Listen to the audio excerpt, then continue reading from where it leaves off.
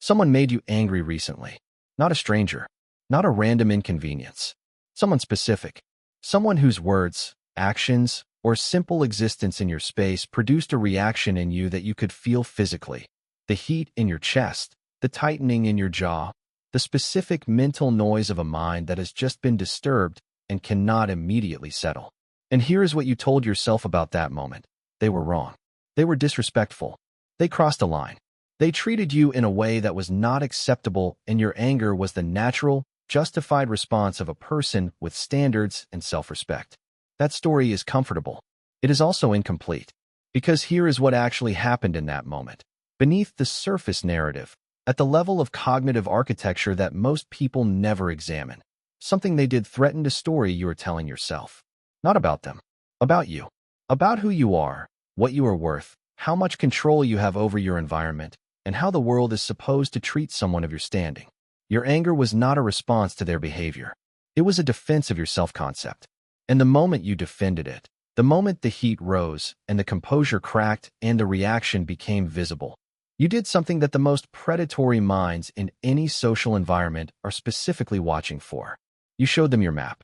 Not a metaphorical map. A precise, real-time, involuntary display of everything you are most afraid to lose. Your status, your image, your need for control, your investment in being perceived a certain way. Every trigger that produces a visible reaction in you is a data point. And data points, in the hands of someone who knows how to read them, become leverage. Machiavelli understood this with a clarity that has never been surpassed. He wrote that a prince who could be provoked could be controlled, because the person who controls your emotional state controls your decisions, and the person who controls your decisions controls your outcomes. The most dangerous adversary is not the one who attacks you directly. It is the one who learns what makes you react, and uses that knowledge to move you like a piece on a board you did not know you were sitting on. You have been that piece, more times than you are currently aware of. Think about the last time your anger cost you something. A relationship damaged by words said in heat that could not be unsaid. A professional moment where your reaction revealed something about your psychology that you would never have disclosed voluntarily. A conflict that escalated beyond any rational endpoint because your composure failed before your opponent's did. And the person who loses composure first always loses the exchange, regardless of who was right. These are not isolated incidents. They are the compounding cost of operating without the framework that this video is going to give you. The framework is not about suppressing emotion. It is not about becoming cold or disconnected or performing a detachment you do not actually feel. It is about understanding, with the cold, precise clarity of someone who has studied the mechanics of human psychology at the level Machiavelli studied power, what anger actually is, what it actually reveals, and how to permanently remove it as a vulnerability that other people can exploit. By the end of this video, you will not just understand why you get angry.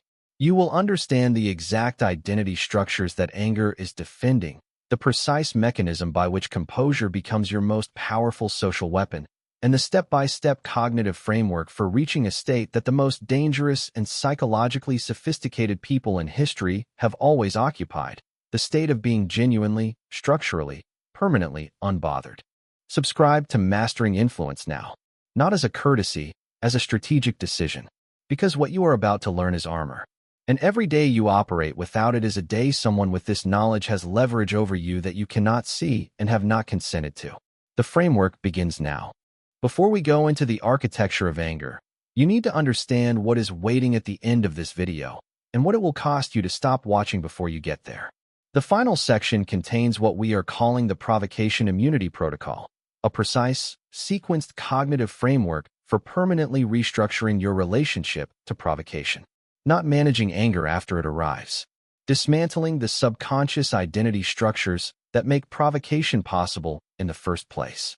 When this protocol is applied correctly, the result is not controlled anger. It is the genuine, structural absence of the vulnerability that anger defends. This is what Machiavelli's most formidable historical figures possessed. Not the performance of calm, the actual architecture of it. Built deliberately, maintained precisely, and completely inaccessible to anyone attempting to use emotional provocation as a manipulation tool. But here is why you cannot skip to it. The protocol operates on an understanding of three specific psychological mechanisms: the identity threat structure of anger, the information value of emotional reactions, and the subconscious permission system that makes provocation possible. Without understanding all three, the protocol produces incomplete results. You can suppress the surface reaction while leaving the underlying vulnerability completely intact, which is actually more dangerous than reacting visibly, because it creates the illusion of composure without the substance of it. Now understand the cost of what you do not know. If you do not understand that anger is always about identity and never about incident, you will continue misdiagnosing your own emotional reactions, treating the symptom rather than the structure.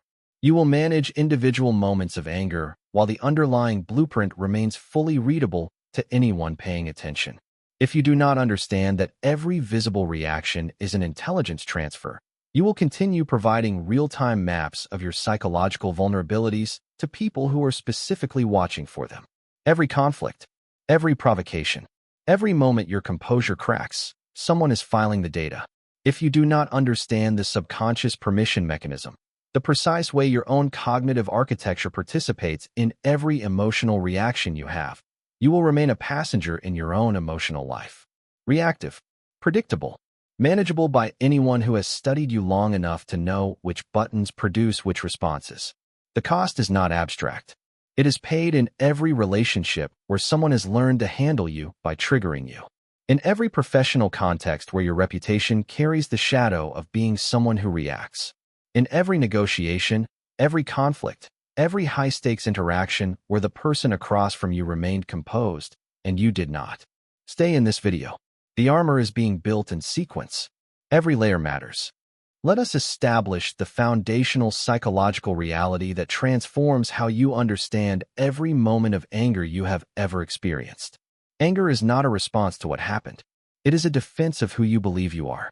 This is the principle that most people resist most strongly, because accepting it requires relinquishing the most comfortable story available in any moment of anger, that the other person is wrong and your reaction is justified. That story is often factually accurate. The other person may genuinely have been wrong. Your standards may genuinely have been violated.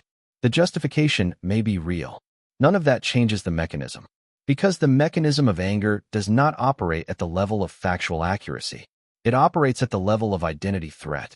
An identity threat does not require injustice to activate. It requires only that something challenges the story you are telling yourself about who you are and how your world should work.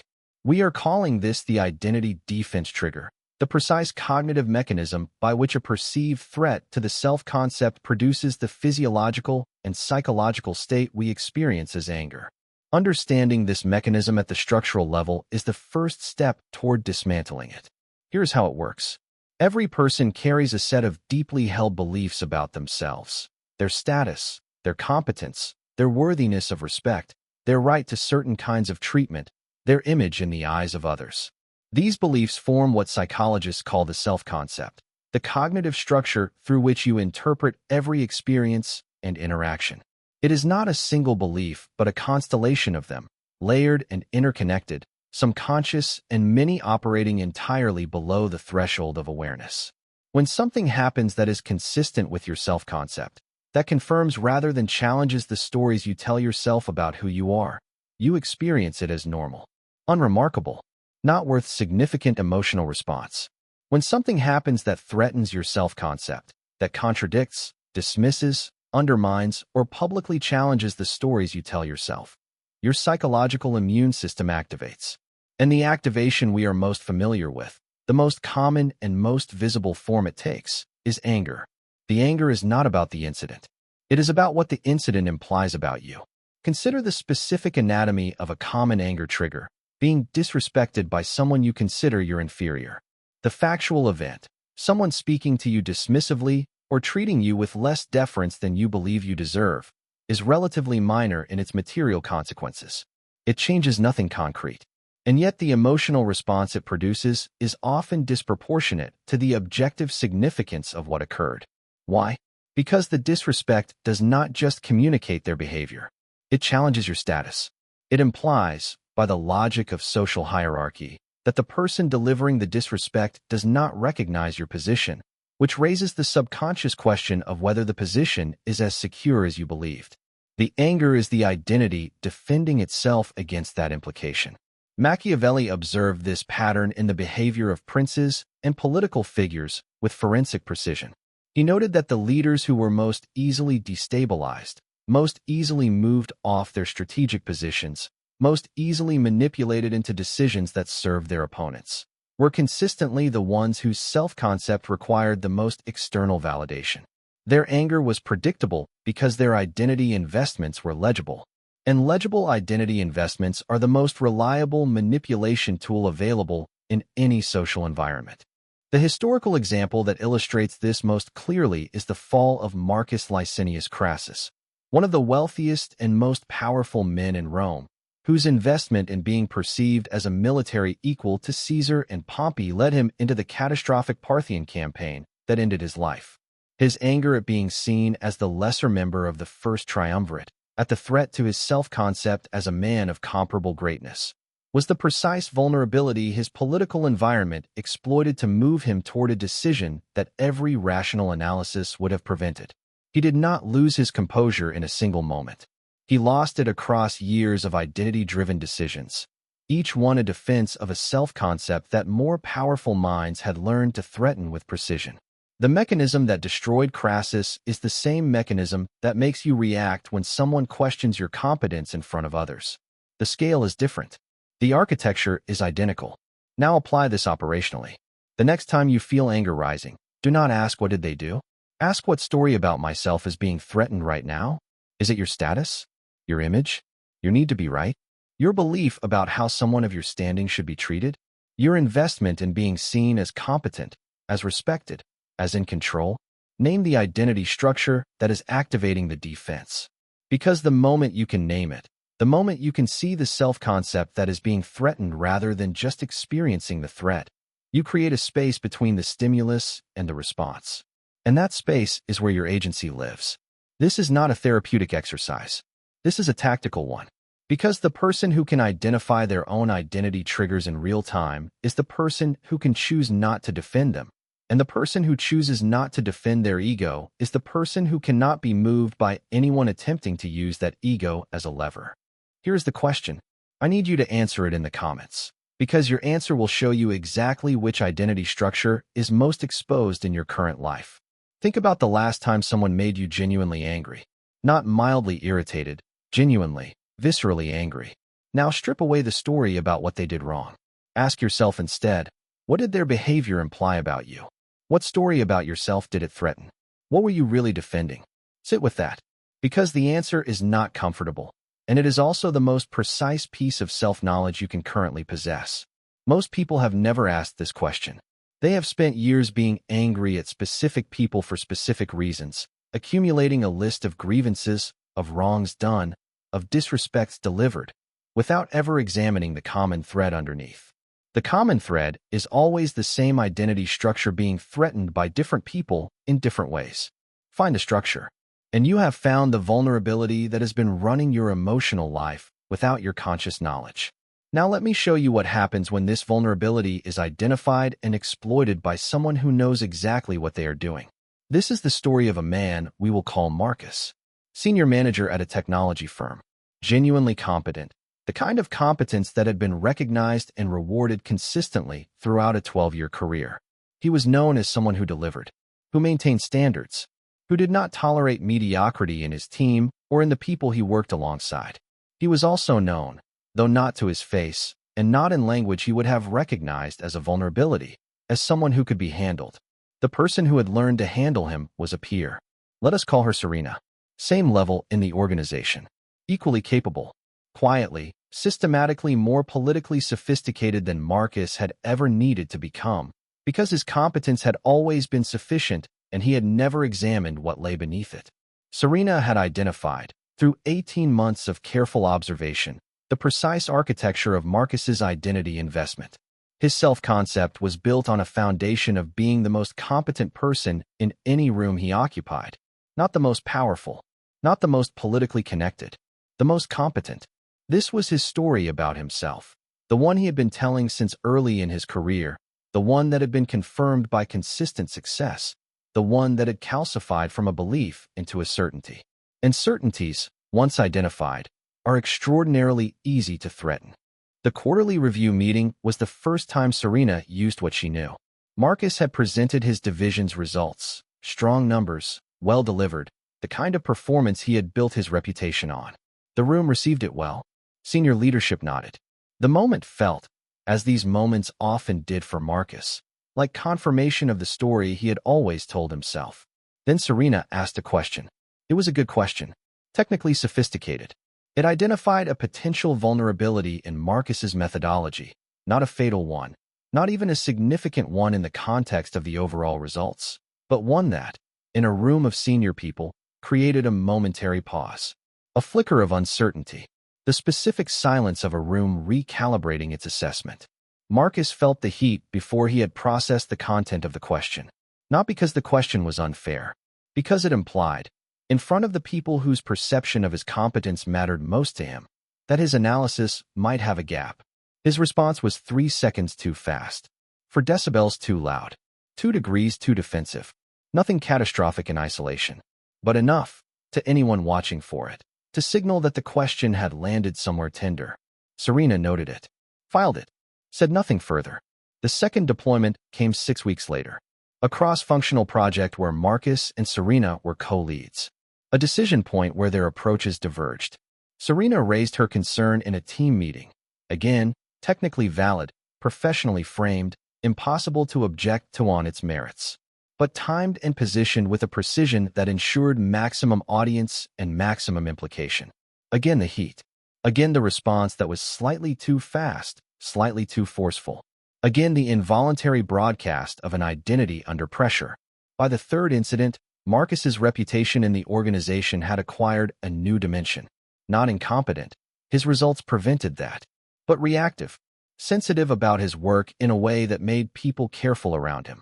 The specific kind of careful that signals someone is managing you rather than collaborating with you. Serena had not attacked him, had not undermined him with false information or political maneuvering in the conventional sense. She had simply learned which question, asked in which context, in front of which audience, would reliably produce a reaction that Marcus could not control, and then asked it. Repeatedly, in the most visible possible settings. The damage accumulated slowly, and then all at once. A promotion cycle where Marcus was passed over, not for performance reasons, the feedback suggested, but for concerns about his ability to manage pressure at the next level. A leadership development conversation where a senior figure used the word stability in a way that landed with specific weight. Marcus never identified the mechanism. He experienced the outcome as unfair, as the inexplicable failure of a competent person in a political environment he had never needed to understand before. He spent considerable emotional energy on the injustice of it, on what Serena had done wrong, on the system that had failed to recognize what he knew himself to be. What he never examined was the identity structure that had made him readable, the self-concept that had transformed every technically valid challenge to his work into an existential threat requiring immediate, visible defense. The psychological blueprint that Serena had found, studied, and used, not because she was uniquely predatory, but because he had never learned to protect it. He had handed her the map. In meeting after meeting, reaction after reaction, he had provided real-time intelligence about exactly where his armor had gaps, and she had simply walked through them. The career recovered, eventually, partially, in the way that competent people's careers do recover when the politics shift and the context changes. But the lesson cost him 3 years and a trajectory that never fully returned to what it had been before. The map had been available. The framework for protecting it had not. Now we build the complete framework. The 3 principles fully delivered.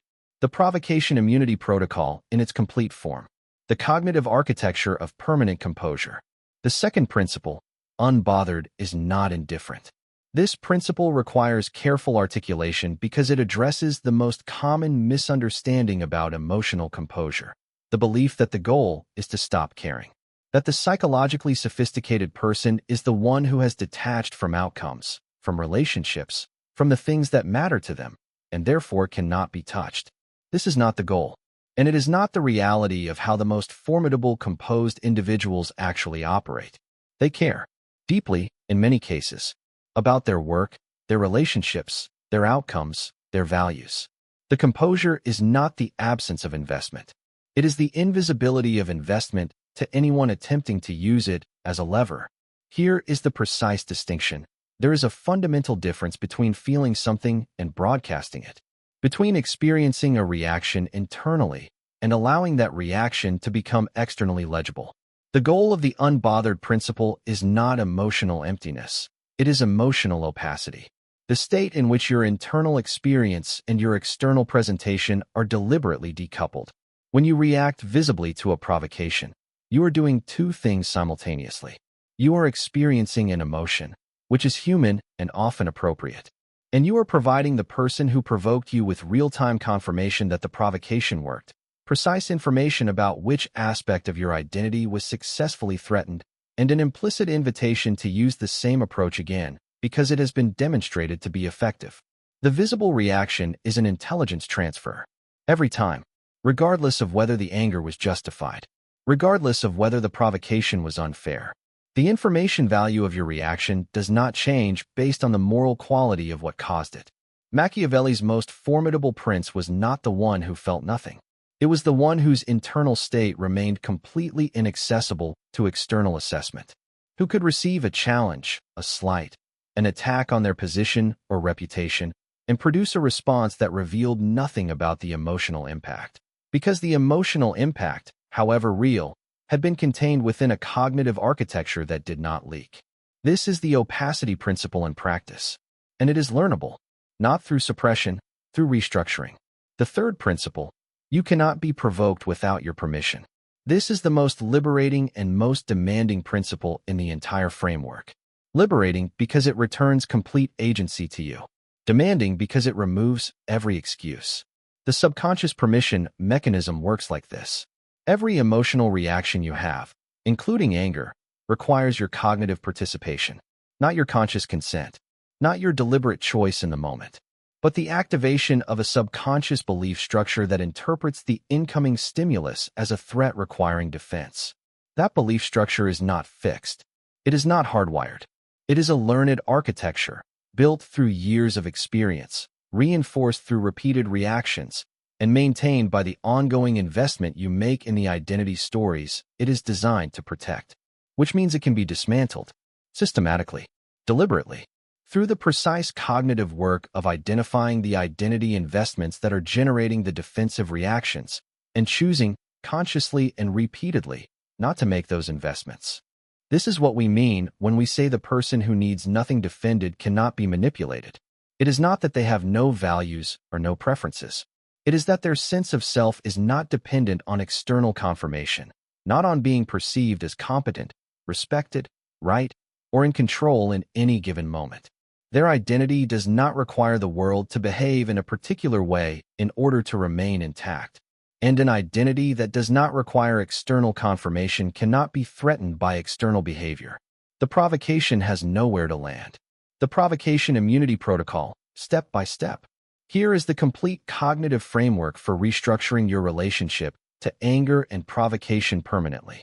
Step 1. Conduct your identity audit. Identify the specific self-concept structures that are most frequently threatened when you experience anger. Status, competence, respect, control, being right, being seen accurately. List them specifically. Name the stories. Because you cannot dismantle what you cannot see. Step 2. Map your triggers to your investments. For each identity structure you have identified, map the specific types of situations and behaviors that reliably activate a defensive response. What does someone have to do or say to threaten your status story, your competence story, your control story? This map is your current vulnerability profile, the blueprint that predatory people in your environment may already be reading. Step 3. Install the identity threat question. In any moment where anger begins to rise, train yourself to ask, before any response, what story about myself is being threatened right now? This question does not suppress the emotion. It redirects your cognitive attention from the external trigger to the internal structure. And the moment your attention is on the structure rather than the trigger, you have created the space for choice. Step 4. Practice deliberate non-defense. This is the most cognitively demanding step, and the most transformative one. Begin, in low-stakes situations, deliberately choosing not to defend the identity that is being threatened. Someone implies you were wrong about something, and you do not correct them. Someone fails to acknowledge your contribution, and you do not draw attention to it. Someone treats you with less deference than you believe you deserve, and you receive it without visible reaction. Each deliberate non-defense weakens the investment in the identity structure that required the defense. Over time, the structure itself diminishes. Step 5. Decouple internal from external. Train yourself to experience the full internal reality of a provocation, to feel the threat, acknowledge the emotion, process the impact, while maintaining complete external opacity. This is not inauthenticity. It is the advanced cognitive skill of containing your internal experience within a presentation that does not provide intelligence to anyone watching for your reactions. Step 6. Reframe composure as offense. The final and most powerful cognitive restructuring is this. Stop experiencing composure as something you are holding onto under pressure. Start experiencing it as something you are deploying against the person attempting to provoke you. Your non-reaction is not restraint. It is a weapon. It denies them the confirmation they were seeking. It destabilizes their strategy. It communicates, without a single word, that their provocation did not reach you, which is the most psychologically disorienting message you can send to someone who is counting on it to land. The person who cannot be provoked is not just protected. They are dangerous, because they have removed the most commonly used lever in human social manipulation and replaced it with a composure so complete and so consistent that it functions as a force field around every interaction they enter. This is what Machiavelli's most enduring rulers possessed, not the absence of emotion, the mastery of its expression, the ability to feel everything and reveal only what served their position. That is the standard, and it is completely achievable for anyone willing to do the cognitive work that this protocol requires. You now hold the complete framework, the identity defense trigger, the opacity principle, the provocation immunity protocol in its full 6-step form. You understand why you get angry, not the surface story, but the structural reality. You understand what every visible reaction communicates to anyone watching, and you have the precise cognitive tools to permanently restructure your relationship to provocation. And you are still exposed. Because here is what this video did not cover. What to do when the person provoking you escalates, because your composure is not producing the reaction they expected. Most people, when they first implement this framework, encounter a specific and predictable response from the people who have learned to handle them through provocation. The escalation, the harder push, the more targeted attack, the shift from subtle provocation to direct aggression when the subtle approach stops working. If you are not prepared for the escalation, your composure will fail at exactly the moment it matters most. You will hold through the minor provocations and break under the major one, which is worse than reacting consistently, because it reveals that the composure was performance rather than architecture. The next video covers exactly this. How to maintain the provocation immunity protocol under escalating pressure. The specific manipulation patterns that predatory people deploy when their standard triggers stop working, and the advanced cognitive techniques for remaining not just composed, but strategically advantaged in the moments of highest provocation. The end screen is live. Click it now, because the framework you built today will be tested, and the next video is what determines whether it holds.